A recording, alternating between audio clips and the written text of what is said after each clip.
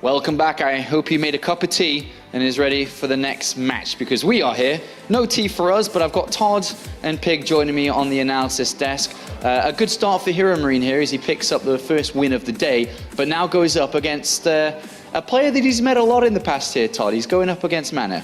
Yeah, but first of all, I think it's pretty good that you're back with us here at the desk after having lost your passion for some time, missed Home Story Cup, didn't cast for Challenger.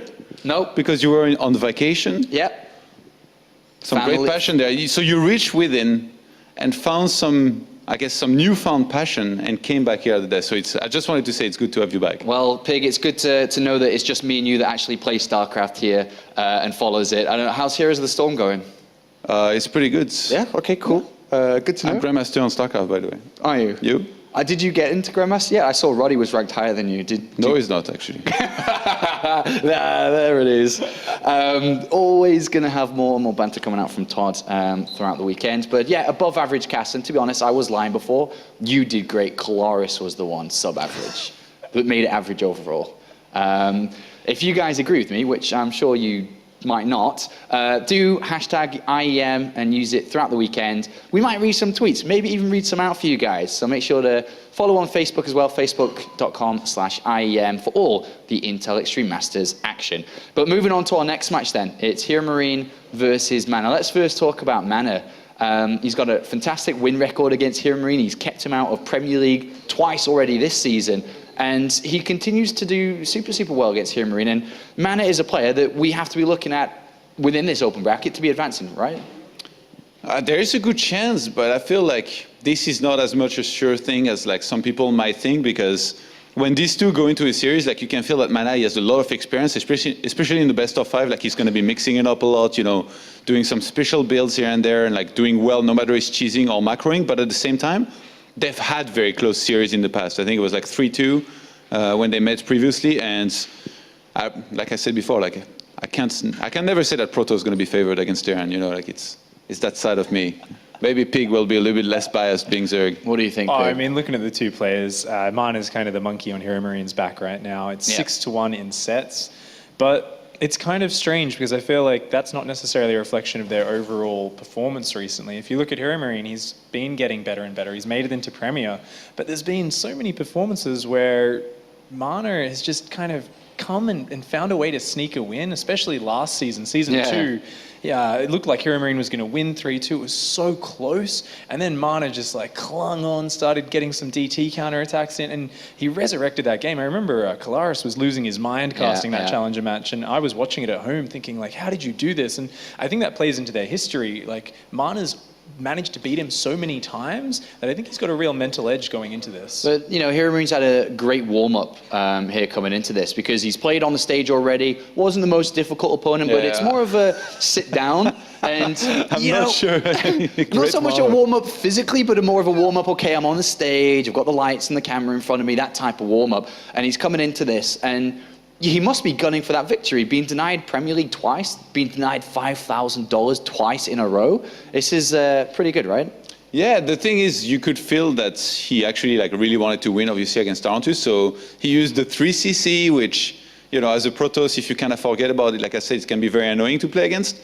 Now Mana is going to be fully aware that there's a very real possibility that Heromarine does something like that. So he's going to be, you know, scouting a lot, trying to see if it's coming, and maybe throwing in some special build. And if he goes for a gateway all-in, he's actually going to go for the army and kill it and do really well, not like Tarantus. So it's going to be interesting. All right, well, the game is now loading. We're going to jump straight into it. Which player is coming out on top here as the WCS comes to the Intel Extreme Masters? Let's head to the commentary desk. Can't wait for this one. I've cast it many a times already, and we are back once again. Moonglade, Heromarine going up against Mana. We've seen some great games from them before. Yeah, I can't wait to see this one. We just saw Heromarine play pretty impressive TvP against Tarantius, but kind of went a little one-sided there. I think Mana is going to really change things up, as they were talking about 6-1, I believe it was, the set advantage for Mana. So coming into this very confident, And yeah, we'll see what Heromarine can do. Yeah, definitely would have the upper hand in terms of the mental game at least. Mana approached those past series that they've had, or the past couple, sometimes in a very aggressive style. We saw some like very, very early Blink aggressive moves. Oh no, he's... it begins. It begins. How long can he do it for is what I want to know. Well, I could get a stopwatch out and we could time it, but I'm not sure production would appreciate it. Keep going. Don't you stop. Closer. Oh. Close. They just the zoom never ends. Just keep it there. We can cast like this. 3 more minutes. As he now stares at the camera, keeps continuous staring, using those Razer headphones, and now zooming back out slowly. Oh, with the cheeky wink at the end. Just give him the game. Yeah. Game 1. It's done. It's done. Mana just won. Fantastic stuff. Handsome double. What a guy. What a guy. That look, man. He's been around for a while. Yeah? A while, yeah. He has. Yes, he has. He has. He's remember back in like 2012 when he was able to win a lot of tournaments. Now not so much. We haven't seen yet too much success from him. He's still a great player. But yeah, he made it to Premier this time around as well, beating Happy, I believe it was 3-2. Yeah. So he's got that PVT, just keeps doing work with it. So keeps rolling. One of his better matchups for sure. And very, very soon we're going to be jumping into our first game here between them, as Mana is going to go up against Heromarine once again. They've met each other twice in 2015. WCS Challenger alone, never mind anywhere else. As we have spawning down to the bottom right-hand corner, it will be our blue Protoss. Representing Team Liquid, it is Mana. Deciding to stare at the monitor instead of us for now. No surprises. Bit disappointed with that one, actually. Well, yeah. And up to the top left-hand corner, it is our Red Terran representing Team Mouse Sports. It is Heromarine. Playing that fantastic first series of the day. Warming up with Tarantius. Yes. That name is tricky for me. Yeah? Not for you. He's a Tyrannosaurus Rex, man, for all I care. I love his name. I think it strikes fear into the heart of his opponents, and then it does sound like a little bit like a dinosaur. I'll give you that much. Yeah, it's good. It's a good name. Better than copying a name of a map is what I did. Ah, that's true. That's true. Shameful. Yeah. The Moonlight map, right? That's the one that you got it from. No, it was a map called Moonglade, mate. Oh, Moonglade really? in Warcraft 3. I would have never guessed. Hilarious. My friend. You made the new Moonlight map, right? I heard. Oh, Moonlight Madness. Yeah, that one. You made that. Yeah, I made that one. Yeah. Wasn't anyone else. No. It wasn't a map maker on Team Liquid or anything like that. It was my claim to fame. Yeah. Yeah, fantastic map. I know a lot of people appreciate that. Shows a lot of balance on that map. You know, tank drops, added in again. You were just off, completely off your mind at that point, and it was like, well, let's make things really hard for people. Soju is a hell of a liquor, man. I'll tell you that much. All right. Oh, wine, I guess. But yeah, I mean, we can start to get into this game, Claire. Just a little bit. You don't want to get too far, too deep, too early, but Reaper opening. Keeping it simple, keeping it safe. Yeah, and Mana's already creating himself up to the wall, up towards the top here for our Protoss player, just to make sure that he is going to be able to limit a little bit of that movement of the Reaper and have a little bit of a safe spot to tuck them probes in if that Reaper gets a bit cheeky. Yeah, a little cheeky indeed.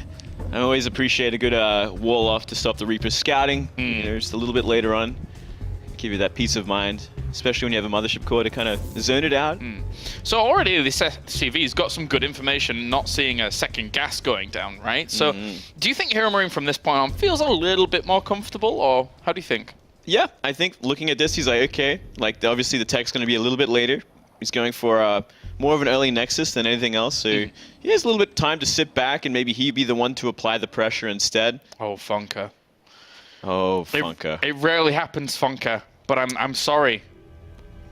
Kind of expected it, to be honest. I was waiting for it in the first series, but here we go. He's got to stop all tabbing, man. He's stabilized. Look at that. Funka has stabilized quite well in this game, and now he'll be able to transition back in so he can catch the probe dying up towards the top right-hand corner. Well played, Funka. There you go. Easy. Wonderful. Easy life. Yeah, he's a fantastic observer. I'm always inspired when I see him, even when he lags up the game. Yeah. Here we go. The Reaper Scout coming in. Not going to see too much that he wouldn't be expecting already. The Nexus going down, a later second gas as the game slowly progresses. And the factory for Heromarine. Once again, that Reaper's just scouting out on the very edge of the Nexus and can technically try and loop around. It's almost a mirror image, really, of the previous game that we saw between Heromarine and Tarantius. Just with, you know, a slight ironing out from Mana's side of things with getting that Nexus before the second gas. So we're expecting good things of Mana, I would say, in this series, don't you think? Yeah, I think so. I think, you know, sitting next to Pit Drogo in the audience while the first series was going on, and he was kind of making some comments about, you know, some of the delays in the build order from Tarantia. So I think Mana would probably be a much more polished player in this sort of matchup. So I'm definitely going to see maybe a little bit more of an advanced PvT here. Look at that scout, actually. He gets everything he needs to see. Beautifully done.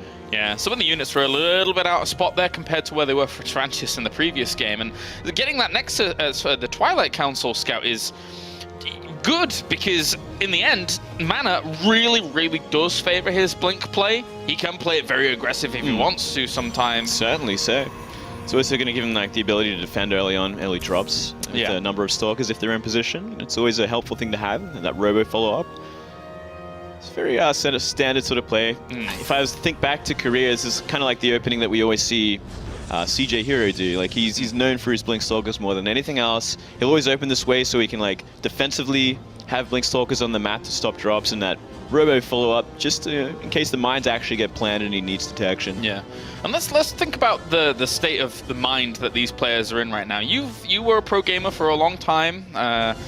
If you're going up against someone who has this kind of like win record against you going into an important tournament, what kind of effect would that have on someone like Heromarine here, do you think? Well, it's certainly, you're looking uphill, that's for sure. It's like, well, this is a really hard match. He has my number. It can even be stylistically, like one player can just do so well against another player, which you kind of would not expect just because of the way they think is just a little bit different, and it just catches you off. It's like a quirk. Yeah, it's like a quirk. It's like it's this weird sort of mindset that can catch people out. I've had that before where I'm like, I can beat players better than him, but this guy can beat me for some reason. Yeah. It's super weird.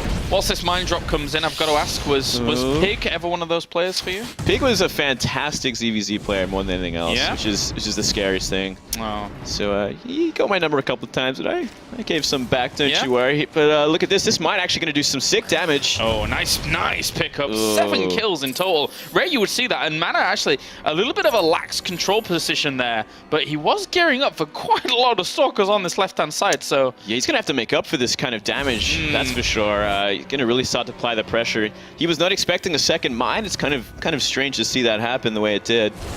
I guess just really focused on the aggression, as you said.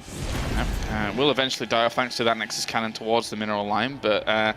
Anyway, this pylon is going down towards the front. We did mention before that there have been some more aggressive Stalker moves. He sees the probe as well up there. This is going to be a big tell. There's no bunker towards the top. He's going to move his bio up there, knowing that this is where the assault's going to come from. He's got a couple of Marauders, and those Medivacs are going to help out, but that choke point is not helping him at all. Oh, no, not at all. You're totally right about that. And this is going to be difficult for him to deal with. The Marauders at the back are hardly firing. 1 or 2 of them there didn't really get that many shots off. And now, because Blink is off cooldown once again, he's getting really good trades here against the Marines. Yeah, not too bad, but not finding the damage he wanted to. Maybe if he blinks in again, and Heromarine not expecting it, he's got to stay at the top of that ramp or try and identify where these Stalkers are moving, but here we go. And the blink forwards now, so he can focus down Marauders to start things off. Another one ends up popping out. It's going to be one coming from the natural, and blinks away, losing quite a few of his Stalkers, but limiting Marauder count. Yeah, he's slowing down the Marauder count. We need to see more Medivac marker. You know, Mario would never let this happen. Colaris, he'd be picking him up, dropping him back down, and here we go. That's a lot of Stalkers this time. And once again, looking for the Marauders. He picks it up, he gets it away.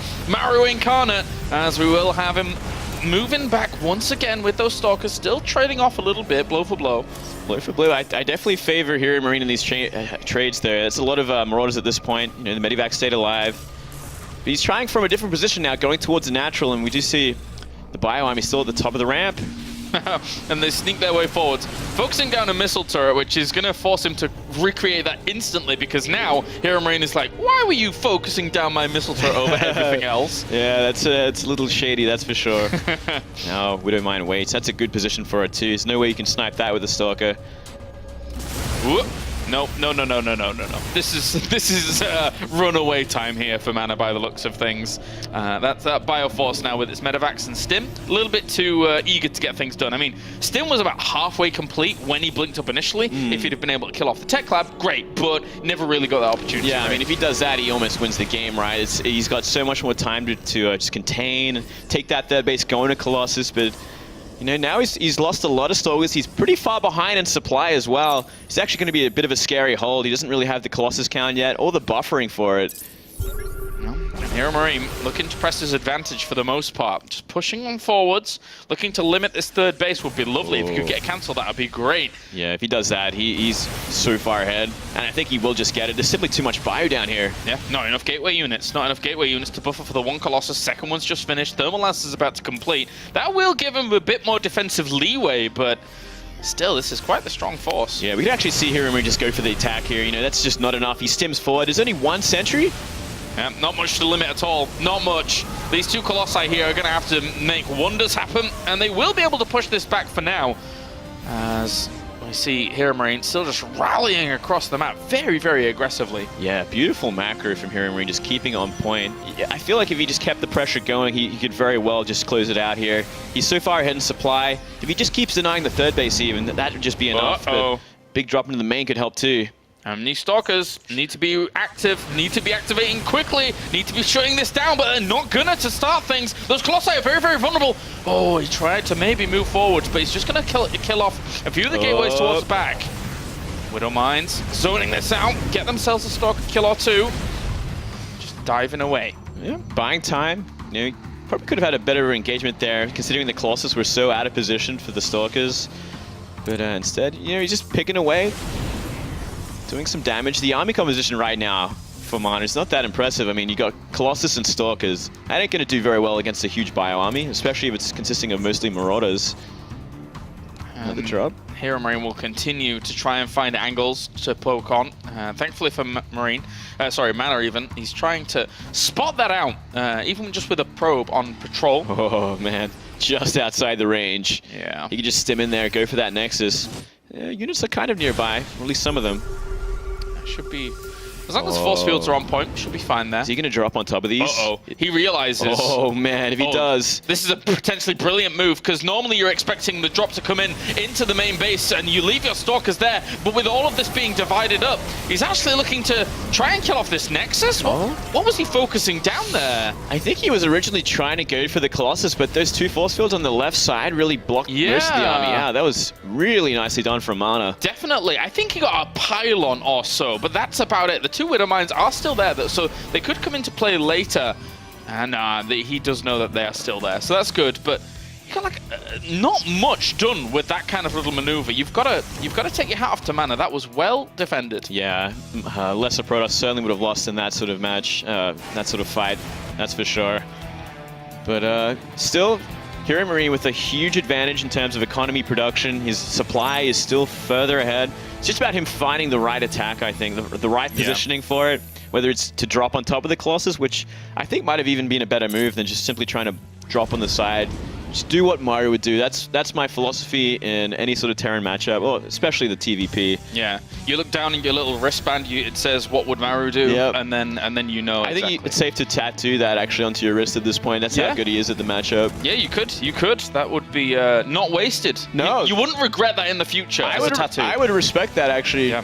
I'd certainly comment on that very positively. What would Maru do? What would Maru do? You drop on top of whatever's there. And Scan goes down.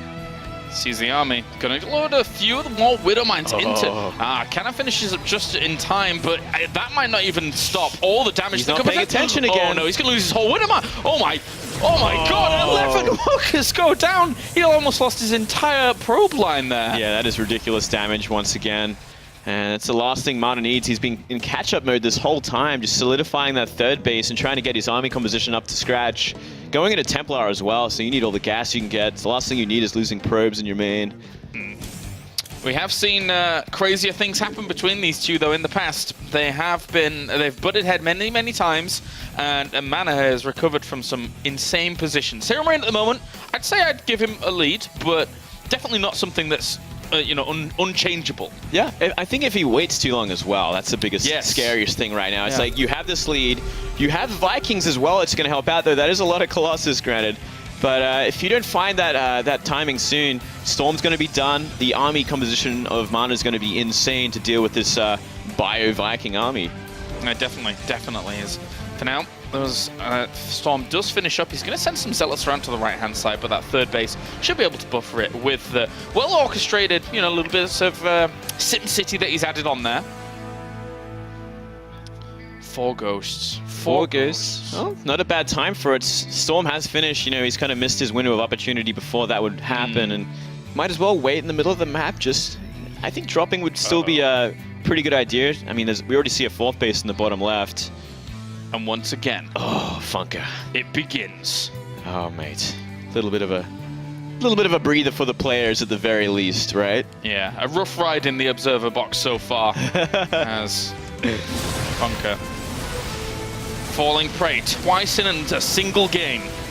But for now, this is a really strong army. These Zealots, well, not going to do too much. Mana reacted, Heromarine reacted nicely to be able to combo that. No. Does not want to let those storms hit as aggressively as they did do. Here come the ghosts to try and stop that. The Vikings have already taken a lot of damage, though. They're going to get cleaned up before the Colossi even all die off. Yeah, that was a horrible position, but still a huge concave of Marauders are going to help out, at least for now. Yes, the ones to the left-hand side kind of being choked up a little bit here, and they're filtering through to the point where the Colossi are still doing big damage. More storms come along forwards here as the High Templar will move forwards, and one Colossus got kicked by the other ones there. That was a bit crazy.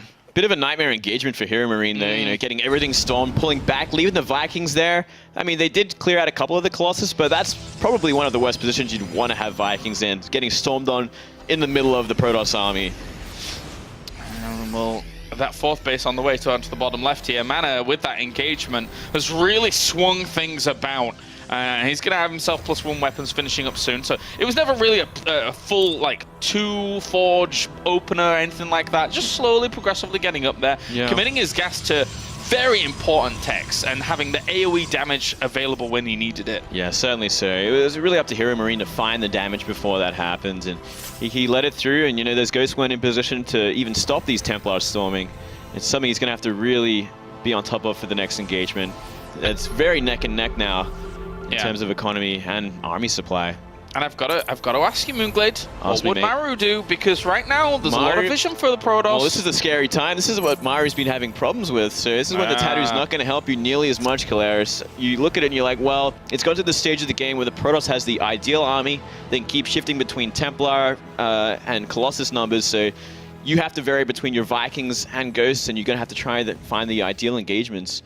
And one thing we haven't really seen from Heromarine is him dealing with these Observers either. The Observer's always been in place to spot the army coming, and look at that, one sitting there right now. Yep, big Zealot wave going to head over towards the 3rd base, but there's plenty of bio there to be able to clean that up. Even a Marine at the front actually gets himself, it was the bunker focusing them down. That High Templar, very important to stop the storm coming in. Landing the Vikings, in fact. A little bit of a mistake there, giving them free storms, every single one going down. At the front there, at least. That was not a good position, unfortunately, for Heromarine. Slip-ups like this will cost you against Mana, because he's got... How many Colossi does he have at the moment? He had 3, at least with the army. Yeah. Against Vikings, I mean, the thing is that the more AoE potential or anti-air potential that Mana has at the moment, the more Vikings he needs to deal with the Colossi eventually, right? Exactly so, yeah. You'd want to be sitting on around 10, 12 Vikings for that number of Colossus, and you'd be adding it in as you see them come in. So, I mean, he gets a great scan off here. He sees the army composition. He knows what he has to fight against. He's going to have to split up pretty nicely there. And as well as a planetary, it's going to help out a lot. Still that Observer waiting there, though. I feel like that's always a bit of a blunder. Scary times here for Heromarine. He is still maxed out, though. He did find himself room for that. He got himself comfort on the 4th base, but here comes the engagement once again. Time Warp's already been thrown down. Not really limiting too much. Second one's going to fall, and the Storms to follow up haven't really caught too much. The Vikings on the right-hand side have gone uncontested to kill off all of those Colossi, and Heromarine takes a significant supply advantage and almost a full surround on this army. Man. He brutalized Mana there. Yeah, that was a perfect engagement, spreading out his army so well. The Vikings were left untouched during that whole fight, though. It's not over just yet. A lot of army still remains for Mana and big storms already. You don't kill Protoss off that easy as the High Templars come in again for extra storms. The reserve High Templars were called forth into the battle. And they're now going to shut down quite a lot of that army. And Heromarine, they go blow for blow once again. Yeah, back and forwards once again. Just overextending after that big engagement. Maybe he had to wait a little bit longer, get his whole army together, get the composition kind of fixed up, and scan forward so you don't run into those Templar, which is always such a big threat, in the late game like this. There's always Templar at every base just waiting with full energy. That's the sign of a really good Protoss. When you have just High Templar littered everywhere, and even if you want to pressure a third base or fourth base, you suddenly have a High Templar coming in from a weird angle that you never expected to need to EMP at, and then you just get hit by a storm. And that's generally what you see from Mana in these late gaming situations. Yeah, he certainly seems to be shining a lot more in the late game. When he's finally got to like 3 or 4 base, he can get a little bit more comfortable and have these late game engagements. And, well, it's going to be up to Heromarine to do something. I do like this drop heading towards the main base. It's going to put everything out of position. He's reacting accordingly, though. He's doing okay. It doesn't really have any Blink Stalkers or many to his name here to try and stop that wave to the right-hand side. So, going to have to make sure he's covering his bases to the left, which he does spot, I think, with another Observer. So he should be able to hold on. Bottom left is also going to be a little bit exposed as this drop goes towards the main base. A couple of cannons going to slow it down, and oh man, if he's paying attention, he is paying attention. Get away from my base. Yep. And to the left-hand side, has to get away from the base as well. The 1 or 2 cannons that were there, bought some time. Jeez. Oh man, yeah. Well, not finding a way in just yet, but he still didn't really take many casualties, just a bit of damage. So he can come back for more a little bit later. And he does have that, he's maxed out at this point, so maybe looking to move out as well. He wants to put everything out of position, wants to keep counter-attacking, multi-prong attacks. I think one thing that is good here from Heromarine is that it can be all too easy. Once you lose one of those engagements in the middle, just kind of get steamrolled by a Protoss Death Ball that's just got so much AoE and power behind it. But he is keeping Mana on his toes at the moment. Yeah, but look at this. Ooh. Oh, those Stalkers. Couple of angles. Yes, Stalker's very forward right now. Yeah. Does he find the EMP? Still 3 at the back. Not too bad. He shredded through one of the Archons very, very quickly. The Storms, how well are they going to be able to land? Because right now the Bioforce is all over the place. Heromarine with this engagement, kind of all-encompassing, just coming from every single angle, is going to be able to push Protoss back. Yeah, but he can't overextend again. Those Storms really took its toll. He does actually have a lot of EMPs left over as well, and snipes if he looks for him. They are looking for him. They try to drop the Storm there on towards the Ghosts. Still looking for more units. He actually revealed some of those Dark Templars in that. Knows that they are there because of the scans as well. Just going to take this fight straight on here. Mana scrambling a little bit from all of sides with reinforcements coming in slowly, but not quickly enough by the looks of things. Heromarine is also stimming forwards with all of his units. Another Storm hits. Another Storm is able to connect. And a third as well. But it's still not enough to stop him. It's so close there. All the units are in red right now. They're actually going to be able to take this base down, which is a huge win for Heromarine. But he's still got to be careful not to overextend, or another good couple of Storms could just end this army and give the momentum back to Mana. How many High Templars does he have left available? I don't think too many more, as another base is going to end up falling. He's transitioning over towards a base towards the left-hand side. It is Heromarine here, so that he can continue his assaults from that path. Yeah. And this is fantastic here from Heromarine. Yeah, he's playing fantastic. I mean, look at that supply lead at this point. 70. Another Storm goes down, but he's got the splits at this point. He's really on top of his splitting up his army, which is so important. Looking for that final engagement. Yeah, as long as he continues those splits, you're right. He can easily overpower these positions. Drops the scan, 2 more orders chase down. Looking for just a High Templar snipe. Doesn't manage to pick it up just yet, but it's very difficult to slow down this kind of impending army. Yeah. Like, the one thing Heromarine has to worry about now is splitting his army for Storms, because there's just not enough of an army to follow it up. He really has to worry about positioning. So it's such an easy engagement for Heromarine at this point. Mana's, he's going to try one more time by the looks of it, but it's a pretty lost fight at this point. Not much left over. Yeah, he's crippling a lot of the economy now. Getting onto these Nexus, getting onto being able to isolate that base down to the bottom left-hand corner, which is the one little bit of lifeblood here for Mana, surely. That's his last, pretty much, slice of economy, I guess, on this map. He's going to try come from behind. Not a bad army to fight with, but is it enough? He's trying. Snipe goes down onto High Templar, doesn't quite kill it off, and at the same time, goes up towards the top. Did get a not too bad an EMP on one of them, but still there does 1 or 2 remain. They don't even have energy for the Storms to really. They just managed to get it and try and drop it down, but it doesn't matter at all. Heromarine army is too well split up. GG, well played. Game number 1 goes to Heromarine after a very, very back and forth start in the series. That was a fantastic game. I really enjoyed that one. So back and forth. It's great to see Heromarine taking the lead as well. After the stats are so stacked against him. But coming in today, he's looking like he's really in form with his TvP. I think one thing that really goes in Heromarine's favor is maybe even a mental block that may have arisen in the past when it comes to Challenger League into Premier League, for example. Every single season when he'd make Challenger League, he would always get stopped at the very, very last second. Yeah. But now being able to break into Premier, does that do something as a player to just kind of give you that boost in confidence to play all the better and really strive to be great? I think it would for sure, especially for someone so young. Finally getting past that barrier into Premier, you're full of confidence again. You're feeling great. It certainly would play a big part in how he performs today. Well, he looked great there. He basically channeled his inner Jean-Claude Van Damme and was able to split well for the most part against the Storms. Jean-Claude Van Damme. Yeah, he did okay. I like that. Is he German? I'm not even sure. You just I just remember him doing the splits on the Volvo vans, and I was like, that's what I remember, man. He's great. Yeah, I'm a big fan of his old movies. I think I saw him once in a new one. I forget what it was.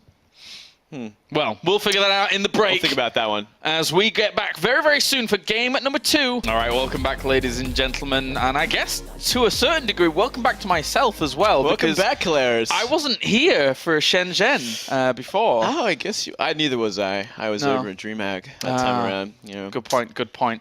I was apparently there in small plushie form. They put me on the desk. Oh, that's cute. Yeah, and they actually, I requested the plush that they got. Yeah? And I got it. So I was very happy to You have to show me a photo of it later. I'd love to see it. It's beautiful. Absolutely beautiful. But we're going to be getting into game number 2 here very soon between Heromarine and Mana. And Heromarine, after that kind of game, got to be feeling pretty confident against Mana. Yeah, I think so. He played a fantastic game and went the distance too, which is really, when you go head-to-head against a player like that and you go the distance and you win that giant macro game, you're really beating them in a good way. It's like that's the most satisfying way to win a game. You really test your skills in terms of every aspect. It's not an all-in game. It's not like just quick, easy win. I went the distance with this guy in terms of macro. We went so long, and I came out on top with just beautiful micro engagements. And let's face it, Moonglade, not every Terran can really do that against late game Protoss. Certainly not. It's one of the harder matchups. You see, it's kind of like a timer on a lot of these Terran players. Like they can do really decent early game harassment. They go into the mid game. They try and take the Protoss apart. But if they last to the late game and Storm and Colossus are out, it gets so much harder. Yeah, it becomes kind of scrappy engagement. Sometimes you can have your entire Terran army just melt away before your eyes, and well, that just happened. Yeah, just one straight Templar is all it takes, and your army's in half HP, man, just like that. It can be difficult. All right, game number 2 about to begin here between Heromarine and Mana. If Heromarine's able to take this, then that is quite the monkey off his shoulder. So we have spawning up to the top left-hand corner, it will be our blue Protoss. Representing Team Liquid, it is Mana. Keep poise. Once again, no stairs, just true focus. And then down to the bottom right-hand corner, we have our red Terran. Representing Team Mouse Sports, it is Heromarine. I was a little worried that he might be a little too nervous after we got to see him do that little interview after the first series. And he was looking a little shaky, a little nervous. I was like, oh, this young man he's scared to be up here, but he's still performing, which is really impressive to see. And it certainly must be because of the hurdles he's overcome recently with the Premier League. And he's found this new confidence when it comes to gaming. I think it's great for him to overcome those hurdles. I've been a big, strong supporter of Heromarine for a long time, ever since he joined Mouse Sports at the very beginning, and always felt that he could overcome those hurdles, definitely, as a player. And he's slowly doing it. And we could see great things from him. I think so. I think I did catch where he eliminated Rhett in a Challenger. Yes. I was actually watching those games. I was so impressed with how he plays his Terran versus Zerg as well. Like I was like, oh, this guy actually has really solid mechanics and he's great positioning, which we did see in this last game as well. It's like he's actually he's becoming a fantastic player. He's still so young as well. It's great potential there. And as you know, Sean mentioned before in the broadcast, the rise of nations is something that is definitely a thing here in Europe right now. Not only France, but also Germany. Both countries which have great stability in their ecosystems. Heromarine, for the past year and a half, has really benefited from that kind of competition here in the German scene. And it really shows. It really shows because he's a well-rounded player. Yeah, I mean, when you have a country that has all these tournaments and constantly evolving, it breeds such great players. It's so happy to see France doing so well these days as well. Yeah. And Germany's always had that, a lot of powerhouses come into all their games that they play. And obviously the same with South Korea. They've had it for the longest. And they're the daddies. They're the daddies of the esports, and they produce the biggest monsters, that's for sure. Yes, they do. All right, Moonglade. Well, what do you make of this already? Heromarine, 3 barracks very, very quickly to start off this game. I like it. It's a good map for it. Iron Fortress, a big 4-player map. You do have a lot more space to work with, and with 3 barracks like this, you can play a very safe game. You're going to have a lot of buyer out for any sort of early harassment, any sort of Oracle play. The Marines are going to be in place for it. Same with Blink Stalker, which we did see last game. Now, with Mana seeing this, does he change anything up? Does he kind of move away from anything in particular after seeing this kind of 3 barracks play? It's gonna. Looks like it's gonna be straight up a Stargate to start things off. So it doesn't look like he's gonna change it up too much. He had a plan for this map, so he's gonna stick with it. Looks like he went for those early 2 gases as well, so he was already invested by the time he scouted it. Now, surely with a Stargate play here, I mean, I basically asked that question in a loaded manner. Like, if he did want to go for a Stargate, it's a bit difficult against the 3 barracks, because surely there are going to be so many Marines out potentially to shut this kind of play down. Yeah, that's right. And we can even see Heromarine take the safety to another level, put down an early engineering bay. Maybe he wants to throw out a turret as well, just for safety's sake, against perhaps a Stargate, perhaps anything else like a DT. It's always a possibility. There's that first Oracle. Already, sufficient Marines to at least defend 1 base, but it's always about, it's a bit harder when you got to defend 2 and you're keeping SCVs on 2 base. Well, Chrono boosting this Oracle out. Second Chrono boost goes into it, so this is basically one of the fastest Oracles that you can have, but still against 3 barracks can be tricky. He's going to have to look for very, very finite angles here with this Oracle to make it work. Definitely doesn't want to be just suiciding it and losing that early on. Yeah, doesn't want to get unlucky with where he's putting it as well. And yeah, we see this decent amount of Marines in the main. That's more than enough to help out with 1 Oracle. He's rallying the rest to the natural, just in case. It looks like he will have enough. He's going to have 5 by the time it gets there, but it is heading towards the main base. So those Marines should be okay. Oh, they're waiting. They're waiting. They know. They know. Oh, I see you. And that poor little guy gets caught in the middle of all of this. He's going to stay on top of his micro there. He doesn't want to start losing SCVs for nothing. I mean, considering the openers, still really good control there from Mana. To get himself a few Marines and then 5 SCVs in total. Yeah, that's impressive. It's a nice start. Still, is it kind of enough damage to really justify it all? It's hard to say. I mean, you've still got this Oracle on the map that's always going to be doing scouting for you, so long as it keeps it alive. Revelation, always a powerful tool going into the mid-game when Medivacs are up and running. Whoop. I'm loving his micro, actually. It's fantastic. Yeah, doing well with that. Doing well. Even following things up with a Phoenix, too. So there is the potential that once Factory finishes up, and if, Widow Mines come into play, there is the coupling up of these, and it also gives him great defense against those Medivacs even getting anywhere near, right? Yeah, it gives you the ability to chase them down as well. Let's see how many Phoenix he wants to commit to is the next question. Are you going to make 1? Are you going to make 5? 5 is usually a number that we see from a lot of players. It kind of gives you the ability to shut down a single Medivac drop that ever comes your way. If it's going to be 4 mines, that's easy to deal with. You're always going to have 1 Phoenix to start shooting the mines when they're all picked up as well. For now, Colossus going down as well here.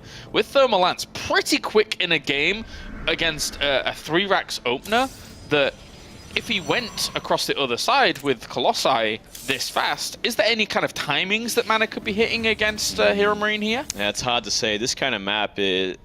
I mean, there's potential there. I wouldn't blame him either because, you know, this map is hard to solidify 3-4 bases on as a Protoss because they are so spread out. Yeah. That drop play does seem to be a lot more effective. I think with the addition of this Forge especially, we'll probably see Mana stay on 2 bases for a little while he upgrades armor and gets a couple more Colossus out, but I think he will look towards the 3rd base eventually.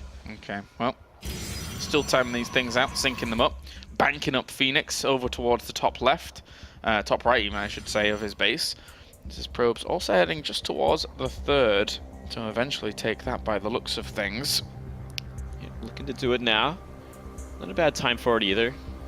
It's going to be up to Heromarine to either start the aggression, which looks like he will. Double Does he medivac. spot it? Yes, he does. Completely spotted out.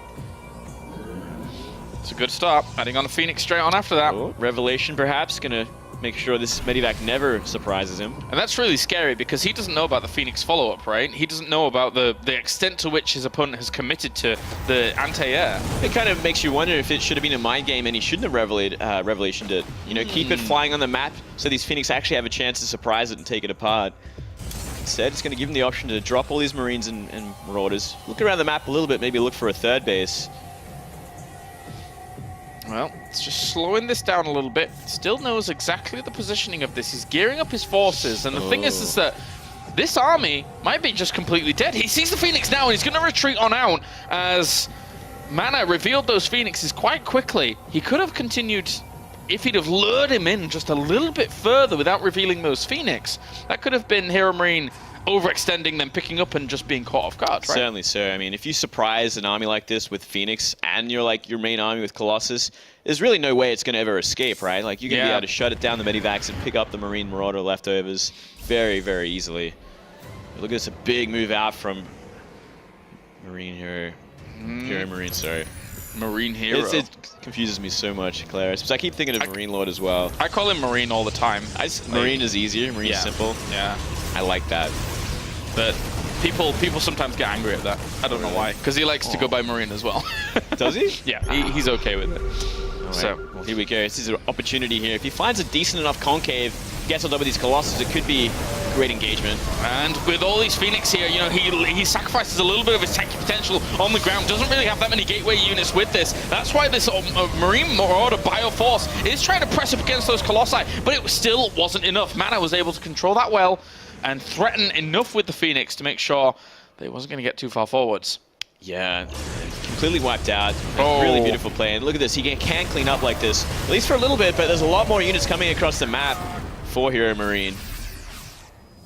Just pulling on back for now. But how much anti-air, or sorry, anti-Colossus does Heromarine have at the moment? I don't think he has that many Vikings. Yeah. And with the composition that Mana has created, not only did the Phoenix give him good defense potential, but surely it gives him good potential against the Phoenix later on as well. The Vikings later on as well. Yeah, certainly so. I mean, it means you got to focus fire a lot more. You got to have a few extra because you are going to be taking a lot of hits from the Phoenix.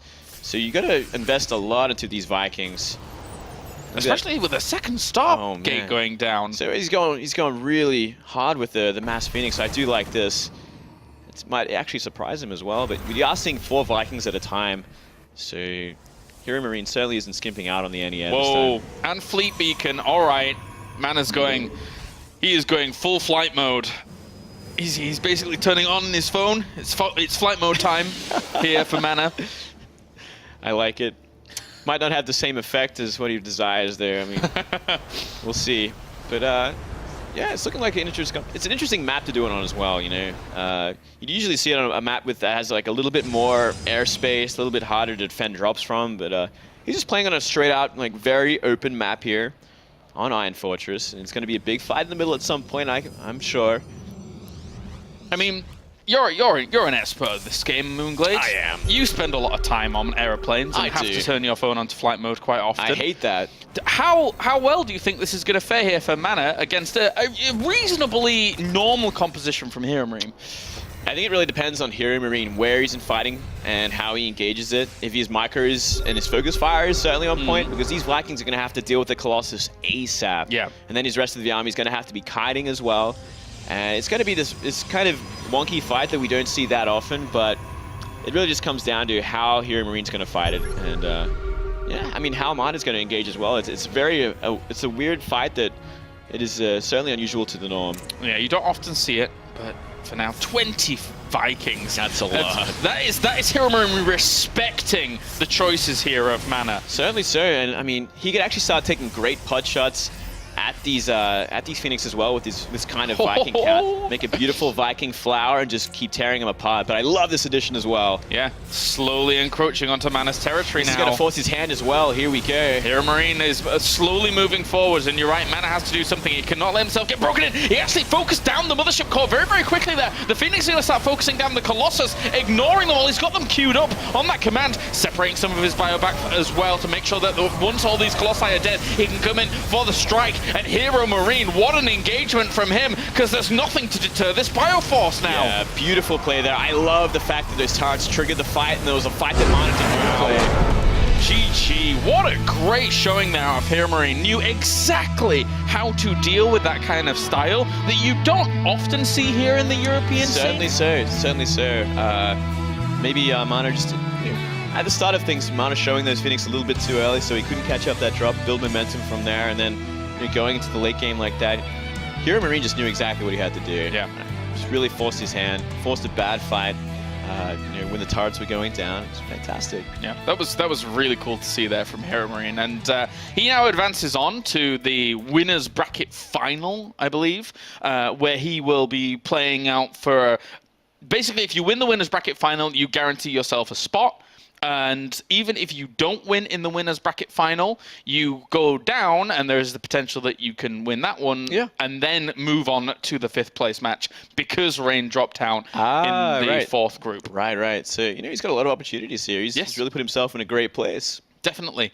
I imagine we're going to be seeing more of Heromarine very soon in the bracket, and I imagine we'll be seeing more of Heromarine in the short future as we go over to the analysis desk. Thank you very much, Kalaris. Here we are on the analysis desk, joined by Todd, and of course also Heromarine. First of all, before we get to talking about the games or the bracket, is it Heromarine or Marine? Which do you prefer? Which should we call you by? I think Heromarine is quite common, and my nickname in the on my ESL profile is Marine. That's why it's called Marine in the bracket when I play an ESL tournament. So is it you prefer Heromarine? Kakaris calls you Marine. What do you have to say to him? Yeah, I mean, I don't really care. That's a very polite answer. You could have gone in a very different direction if you wanted to. Okay, so let's talk about that series then. You've gone up against a player that you've lost to twice in very important matches this year within the WCS and Challenge. It kept you away from where you wanted to be for a long time. You played him on stage. You played him in person. It must feel like a good victory for you to have here. Or no? I would have preferred to win in the Challenger. But this is still a good victory. Well, of course, but there's also a loser bracket, and I might have to face him again, and then it's all for nothing, basically, if I lose to him in the loser bracket if I get there. When you go up against Mana, because you've played him so many times over the years, how do you feel when you look at it and you're like, all right, here we go again, Mana again? Is it kind of like all right, this is the time I'm going to beat him, or is it okay, I'm playing against Mana again, I've had difficult results against him in the past? What do you think about when you see that? I like playing against him because I feel like he's a very pensive player, like he has certain play styles on certain maps, for example, and that's quite similar to my play style. So I think our styles clash up quite well against each other. And you could also see that in our WCS games, like the series always were very close, ugly games, you might think, pretty scrappy when we play against each other. Yeah, it's definitely fun for all the fans that watch you guys play. Todd? In the second game, I was wondering, you were playing as Phoenixes and Colossus, and he was going for the range on Phoenix. And then you went for this attack at the end. I didn't even think you were going to kill him personally, but how did you feel about the game as it was developing and you were going for that big push at the end? Did you think you were going to win no matter what, or? Yeah, it started off with a Command Center first against one base Oracle build. So I already had a bit of a build order advantage. Then I saw that he wanted to take a quick third base with Phoenix Colossus, and he had already yeah, he already had like 3 Colossus when I pushed. And that basically means he had to skip something, like upgrades. Yeah. So I was very confident at that moment because I basically had to keep his gateway count low. So I tried to attack. It didn't really work. However, my macro behind it was still working. I was able to make a big army, and I don't think it's very good to go Phoenix Coloss on Iron Fortress. Therefore, I was able to find a very good fight position because he was aggressive since I made turrets. If I make turrets against his Phoenixes, he will never be able to attack me, and eventually I can kill him. Well, to all the players out there that do those interviews and that give 2-word answers, this is how you do it. You're going to go up against Patience next. How do you feel about it? Have you shown everything that you got against Protoss, or do you feel confident? I have some tactics still left, but I'm a bit weak against Protosses who tend to go for timing attacks, and Patience is one of them. Well, what do you tell him, though? I'm just kidding. Continue. It will not change much, I think, because I know his build orders, and I will not tell now, obviously. However, I feel like I can do it if I get to a mid-game position where I'm in a comfortable position where I can set up my 3-base economy, because I like to play macro against Protoss on certain maps, so yeah, I will try my best. So decently confident? Yeah, even though I lost to him quite convincingly in the Home Story Cup, I still think I can do better if I don't die to his timing attacks, so we will see. All right, well, one last question then before we go to a break. Feels a bit like, for us at least, following you on the mainstream, a bit like King of the Hill. You're up there, then it's the next opponent, the next opponent, the next opponent, and you will be playing on the mainstream again for this next one against Patience. Is it better for you to be playing up here, or would you rather be playing back there? Does it kind of get you in the mood, get you in the zone to play up on stage here, where there's always a camera in your face and a microphone after you win?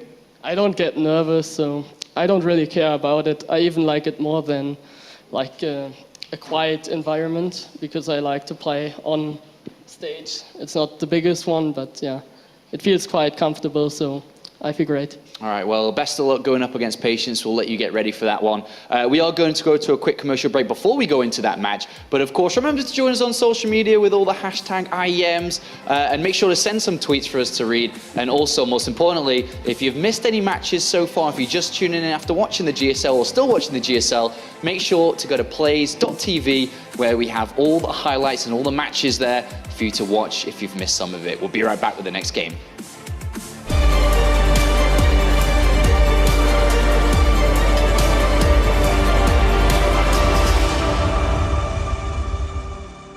Could feel that he actually really wanted to win, obviously, against Tarantus. So he used the 3cc, which, as a Protoss, if you kind of forget about it, like I said, it can be very annoying to play against.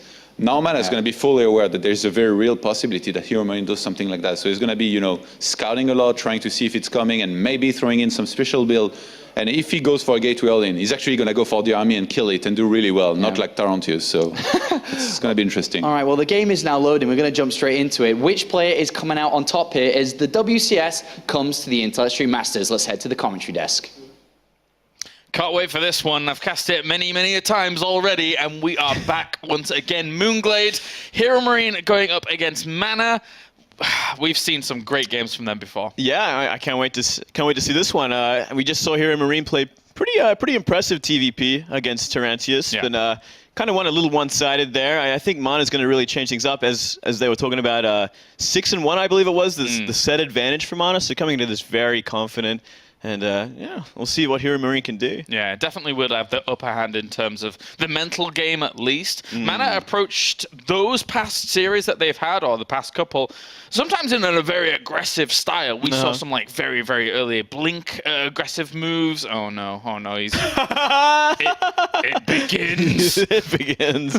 How long can he do it for is what I want to know. Well, I could get a stopwatch out and we could time it, but I'm not sure production would appreciate it. Keep going. Don't you stop.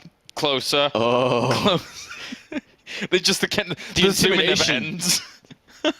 Just keep it there. We can cast like this. 3 more minutes. As he now stares at the camera, keeps continuous staring, using those Razer headphones, and now zooming back out slowly. Oh, with the cheeky wink at the end. Just give him the game. Yeah. Game 1. It's done. It's done. Mana just won. Fantastic stuff. Handsome double. What a guy. What a guy. That look, man. He's been around for a while. Yeah? A while, yeah. He has. Yes, he has. He has. Remember back in like 2012 when he was able to win a lot of tournaments. Now not so much. We haven't seen yet too much success from him. He's still a great player. But yeah, he made it to Premier this time around as well, beating Happy, I believe it was 3-2. Yeah. So he's got that PVT, just keeps doing work with it. So Keeps rolling. One of his better matchups for sure. And very, very soon we're going to be jumping into our first game here between them as Mana is going to go up against Heromarine once again. They've met each other twice in 2015. WCS Challenger alone, never mind anywhere else. As we have spawning down to the bottom right-hand corner, it will be our blue Protoss. Representing Team Liquid, it is Mana. Deciding to stare at the monitor instead of us for now. No surprises. Bit disappointed with that one, actually. Well, yeah. And up to the top left-hand corner, it is our Red Terran representing Team Mouse Sports. It is Heromarine. Playing that fantastic first series of the day. Warming up with Tarantius. Yes. That name is tricky for me, Yeah? not for you. He's a Tyrannosaurus Rex, man, for all I care. I love his name. I think it strikes fear into the heart of his opponents, and then It does sound like a little bit like a dinosaur, I'll give you that much. Yeah. Yeah. it's good. It's a good name. Better than copying a name of a map is what I did. Ah, that's Yeah. true. That's true. Shameful. Shameful. Yeah. The Moonlight map, right? That's the one you got it from. No, it's a map called Moonglade, mate. Oh, Moonglade really? and Warcraft 3. I would have never guessed.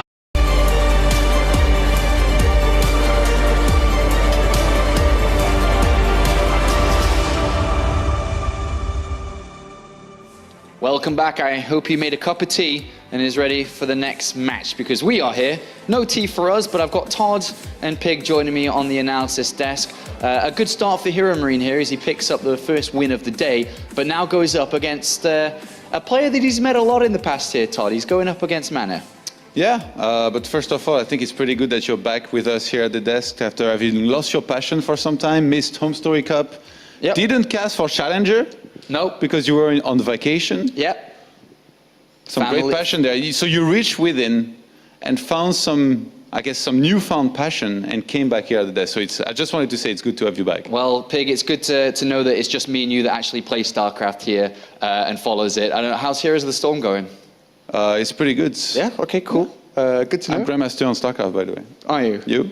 Did you get into Grandmaster? Yeah, I saw Roddy was ranked higher than you. No, he's not, actually. There it is. Always going to have more and more banter coming out from Todd throughout the weekend. But yeah, above average cast. And to be honest, I was lying before. You did great. Colaris was the one sub-average that made it average overall. If you guys agree with me, which I'm sure you might not, do hashtag IEM and use it throughout the weekend. We might read some tweets, maybe even read some out for you guys. So make sure to follow on Facebook as well, facebook.com/IEM for all the Intel Extreme Masters action. But moving on to our next match then, it's Heromarine versus Mana. Let's first talk about Mana. He's got a fantastic win record against Heromarine. He's kept him out of Premier League twice already this season. And he continues to do super, super well against Heromarine. And Colaris. My friend. You made the new Moonlight map, right? I heard. Oh, Moonlight Madness. Yeah, that one. You made that. Yeah, I made that one. Yeah. Wasn't anyone else. No. It wasn't a map maker on Team Liquid or anything like No. that. It was my claim you. to fame. Yeah. Yeah, fantastic map. I know a lot of people appreciate that. Shows a lot of balance on that map. You know, tanked her up, so added in again. You were just off, completely off your mind at that point, and it was like, well, let's make things really hard for people. Soju is a hell of a liquor, man. I'll tell you that much. All right. Oh, wine, I guess. But yeah, I mean, we can start to get into this game, Colaris, just a little bit. You don't want to get too far, too deep, too early, but Reaper opening. Keeping it simple, keeping it safe. Yeah, and Mana's already creating himself up to the wall, up towards the top here for our Protoss player, just to make sure that he is going to be able to limit a little bit of that movement of the Reaper and have a little bit of a safe spot to tuck them probes in if that Reaper gets a bit cheeky. Yeah, a little cheeky indeed. I always appreciate a good wall off to stop the Reaper scouting. You know, just a little bit later on. give you that peace of mind, especially when you have a mothership core to kind of zone it out. So already this SCV's got some good information, not seeing a second gas going down, right? So do you think Heromarine from this point on feels a little bit more comfortable, or how do you think? Yeah, I think looking at this, he's like, okay, like obviously the tech's going to be a little bit later. He's going for more of an early Nexus than anything else, so he has a little bit of time to sit back and maybe he'd be the one to apply the pressure instead. Oh, Funker. Oh, Funker. It rarely happens, Funker, but I'm sorry. Kind of expected it, to be honest. I was waiting for it in the first series, but here we go. He's got to stop all tabbing, man. He's stabilized. Look at that. Funker has stabilized quite well in this game, and now he'll be able to transition back in so he can... Mana is a player that we have to be looking at within this open bracket to be advancing, right? There is a good chance, but I feel like this is not as much a sure thing as like some people might think, because when these two go into a series, like you can feel that Mana, he has a lot of experience, especially in the best of 5. Like he's going to be mixing it up a lot, you know, doing some special builds here and there, and like doing well no matter it's cheesing or macroing. But at the same time, they've had very close series in the past. I think it was like 3-2 when they met previously, and like I said before, like I can never say that Proto is going to be favored against Terran. You know, like it's that side of me. Maybe Pig will be a little bit less biased being Zerg. What do you think? Oh, Pig? I mean, looking at the two players, Mana's kind of the monkey on Heromarines back right now. It's 6-1 in sets, but it's kind of strange because I feel like that's not necessarily a reflection of their overall performance recently. If you look at Heromarine, he's been getting better and better. He's made it into Premier, but there's been so many performances where Mana has just kind of come and found a way to sneak a win, especially last season, season 2. Yeah, it looked like Heromarine was going to win 3-2. It was so close. And then Mana just like clung on, started getting some DT counterattacks in, and he resurrected that game. I remember Kalaris was losing his mind casting that Challenger match, and I was watching it at home thinking like, how did you do this? And I think that plays into their history. Like Mana's managed to beat him so many times that I think he's got a real mental edge going into this. But, you know, Heromarines had a great warm-up here coming into this because he's played on the stage already. Wasn't the most difficult opponent, but it's more of a sit-down. And, I'm not sure. Not so much a warm-up physically, but more of a warm-up, okay, I'm on the stage, I've got the lights and the camera in front of me, that type of warm-up. And he's coming into this, and he must be gunning for that victory. Being denied Premier League twice, being denied $5,000 twice in a row. This is pretty good, right? Yeah, the thing is, you